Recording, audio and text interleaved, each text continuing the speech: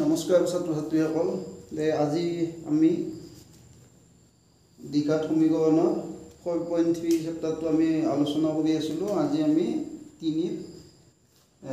প্ৰথমটো আৰু ছেকেণ্ডটো কৰিছিলোঁ, এতিয়া 3 নম্বৰটো আৰু আজি আমি দুটা অংক চাম। আজি 3 নম্বৰটো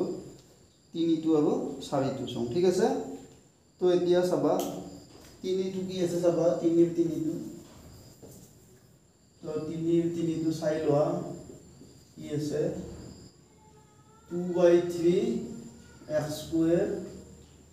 minus 1/3x minus 1 this is equal 0। তো এতিয়া তোমালোকে এটা কাম কৰা,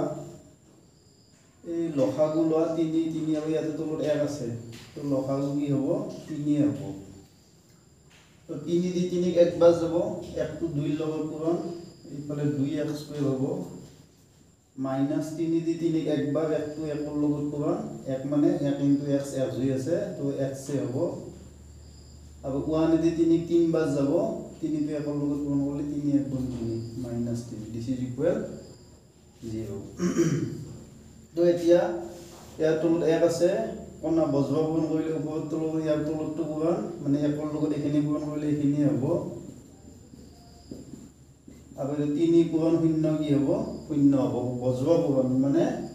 ইয়াৰ লব লগত ইয়াৰ হয় পূৰণ, ইয়াৰ লব লগত ইয়াৰ হয় পূৰণ। তো এতিয়া দ্বিঘাত সমীকৰণ হ'ল। তোমালোকে এতিয়া এটো দ্বিঘাত সূত্ৰটো কৰিব পৰা নাইবা তোমালোকে উৎপাদকীকৰণ পদ্ধতিটো কৰিব পৰা। তো এতিয়া চাবা, মই এতিয়া 1 বুলি লিখো, 1 মই দ্বিঘাত সূত্ৰত কৰিম। তো 1 ax square plus bx plus c যুগেল 0 লগত তুলনা কৰি পাও, তুলনা কৰি পাও। তো a মানে আমাৰ কি আছিল, x স্কয়ার হওক, a মানে 2 হ'ব, a মানে 2, b মানে x হওক, x হওক কি আছে -1 আছে, আৰু c মানে -3 আছে, ঠিক আছে। তো এতিয়া আমি দ্বিঘাত সূত্ৰটো ইউজ কৰিম না। এতিয়া দ্বিঘাত সূত্ৰৰ মতে দ্বিঘাত সূত্ৰটো মনত আছে না, কি আছে দ্বিঘাত সূত্ৰটো, x যুগেল -b plus minus b square minus 4ac by 2ac, এটো আছিল আমাৰ দ্বিঘাত সূত্ৰ না। তো এটো তোমালোকে মনত ৰাখিবা, মই কেনেকৈ দ্বিঘাত সূত্ৰটো উলিয়াব সেইটো কৈছিলো, ঠিক আছে না। তো এতিয়া আমি দ্বিঘাত সূত্ৰটো ব্যৱহাৰ কৰিম না। তো এতিয়া দ্বিঘাত সূত্ৰৰ মতে দ্বিঘাত সূত্ৰটো ডাইৰেক্ট আমি বহুৱাই দিম। এতিয়া দ্বিঘাত সূত্ৰৰ মতে কি হ'ব, দ্বিঘাত সূত্ৰৰ মতে কি আছিল, x যুগেল মাইনাস b, b মানে কি আছে ইয়াতে -1 আছে, এটো সূত্ৰ নাছিল দ্বিঘাত সূত্ৰটো, x যুগেল -b plus minus b square minus 4ac by 2ac। তো x যুগেল মাইনাস b, b মানে -1 plus minus b square, b মানে -1 আছে, গতিকে -1 স্কয়ার minus 4, a মানে 2 আছে, আৰু c মানে -3 আছে, ঠিক আছে। আৰু তলত 2 আছে, 2 a মানে 2। তো এতিয়া 2 2 যা 4 হ'ব, এটো মাইনাসে মাইনাসে পূৰণ কৰিলে কি হয় প্লাস হয়, প্লাস মাইনাস, এটো -1 দুটা পূৰণ কৰিলে 1 হয়, মাইনাসে মাইনাসে পূৰণ কৰিলে প্লাস হয় না, আৰু 1 দুটা পূৰণ কৰিলে এটো মাইনাসে মাইনাসে প্লাস, 4 2 8 8 3 24, এডাল মাইনাস পূৰণ কৰিলে প্লাস হয়, ঠিক আছে। তো এতিয়া আমি কি পাম 4, এটো 1 প্লাস মাইনাস, এটো 1 প্লাস 24 মানে 25, ঠিক আছে না। তো এতিয়া চাবা, এতিয়া তোমালোকে চাই লোৱা, এটো হ'ব আমাৰ 4, এটো 1 প্লাস মাইনাস 25 বৰ্গমূল 5, 5 5 গুণ কি 25। তো ইয়াতে আমাৰ দুটা ভ্যালু আছে, তো এটা ভ্যালু কি হ'ব, মই ইয়াতে লিখি দিছো 4, এটা হ'ব 1 প্লাস 5, আৰু এটা 4 1 minus 5, মানে x ৰ ভ্যালু আমি দুটা পালো, ইয়াৰ তলত লিখিবা এখিনি। তো ইয়াতে কি হ'ব 6/4, এটো 5 6 না, আৰু এটো 1 - 5 মানে -4/4, এটা লঘিষ্ঠ আকাৰৰ লগি লৈ যোৱা 2 3 গুণ 6 2 2 গুণ 4 আৰু তো 4 দি 4 একবাৰ আগত মাইনাস তো আমাৰ মূল দুটা কি হ'ব 3/2 আৰু -1 লেখা এটাকে মূল দুটা লিখিবা এটা আমি তলত লিখিবা এটাকে মূল দুটা 3/2 আৰু -1 ঠিক আছে তো এটো আমাৰ এনাকে হৈ যাব তাৰ পিছত আমি 6 নম্বৰটো চাম নহলে এটো ফটো তোমালোকে হোমৱৰ্ক কৰিবা ঠিক আছে ফটো নিজে কৰি চাবা চেষ্টা কৰিবা ফটো নিজে কৰিবা তো মই এতিয়া 5 টো তোমালোকে নিজে কৰিবা কাৰণ 5 টো তোমালোকে চোৱাছো 1 টো 5 টো মোটামুটি একে টাইপৰ অংক 1 আৰু 5 টো 3 1 টো 5 টো এনাকে কৰিবা তো মই 6 নম্বৰটো কৰি দিছো 6 নম্বৰটো কি আছে 5x minus 6 আৰু 4x minus 1 ইফালে কি আছে 2x plus 3 আৰু এটো আছে 3x plus 2 তো তোমালোকে এটা কাম কৰা এই লব আৰু হৰ পূৰণ কৰা লব আৰু হৰ পূৰণ কৰা মানে বজোৱা গুণন কৰা এটো ক্ৰস মাল্টিপ্লিকেশন এটোৰ লগত এটো পূৰণ 5x minus 6 আৰু ইপিনে হ'ব 3x plus 2 ঠিক আছে আৰু এটো ইফালে এটোৰ লগত এটো পূৰণ তো 4x minus 1 twice x plus 3 তো এতিয়া তোমালোকে এটো খবম কৰা এটোৰ লগত এটো পূৰণ এটোৰ লগত এটো এটোৰ লগত এটো এটোৰ লগত এটো দ্বিপদ বহুপদৰ পূৰণ যে আছিল তো এটো 5 3 গুণ 15 x into x x square 5 into 2 5 2 গুণ 10 ইয়াৰ আগত প্লাস আছে ইয়াৰ আগত প্লাস প্লাস 5 2 গুণ 10x ঠিক আছে এবাৰ এটো দিব কৰা এটো 6 3 গুণ 18x আগত মাইনাস ইয়াৰ আগত প্লাস মাইনাসে প্লাসে মাইনাস এটো 18x হ'ব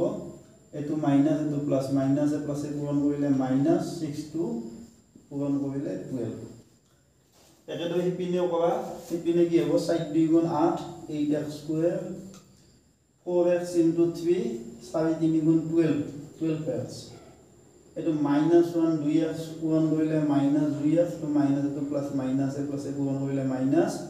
মাইনাসে প্লাসে পূৰণ কৰিলে মাইনাস 1 3 গুণ 3 ঠিক আছে বুজি পাইছা ন তে এতিয়া এটো কৰা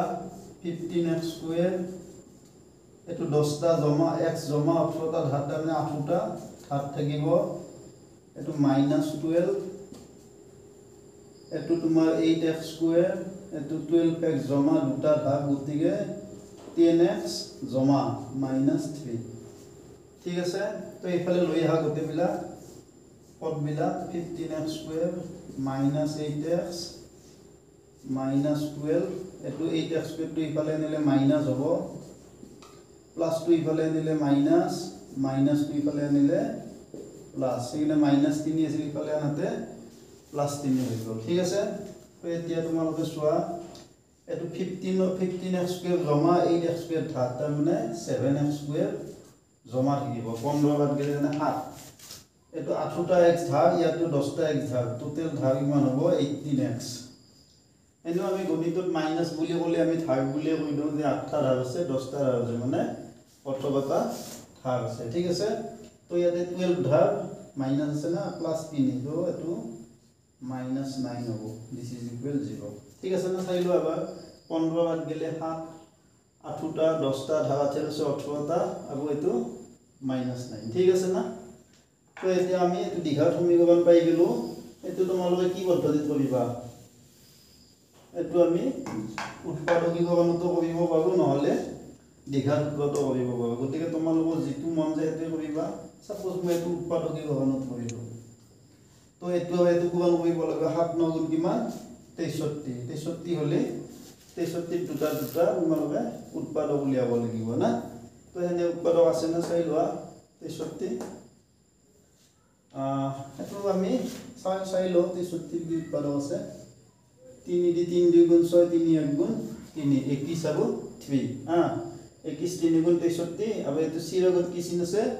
মাইনাস n তো 21 ৰ 3 গেলে 18 ঠিক আছে না তো আমি 18 ৰ ঠাইত 21 minus 3 লিখি দিম c ভাগত মাইনাস আছে না তো এটো -9 this is equal 0 তো এটো ব্র্যাকেট এটা খুলি দিয়া 7x² এটো 21 into x 21x আগত মাইনাস চিন 3 into x 3x আগত মাইনাস মাইনাসে পূরণ কৰিলে কি হ'ব প্লাস এটো -9 is equal 0 এটা কমন লোৱা সাধাৰণ বাকিবিলাক কমন লোৱা ইয়াতে 7 আছে ইয়াতে 7 আছে নে আছে 7 3 গুণ 21 ইয়াতে দুটা আছে ইয়াতে এটা আছে গতিকে আমাৰ এটা x কমন হ'ব 7 এটা কমন হ'ব মানে 7x আইলে কি হ'ব ইয়াতে x থাকিব ইয়াতে 3 থাকিব চাই লোৱা 7x into x 7x square 7 3 গুণ 21x এবাৰ এই দুটা কমন না তো 3 আছে ইয়াতে আছে না পূৰণ হয় 3 3 গুণ 9 তাৰমানে ইয়াতো আছে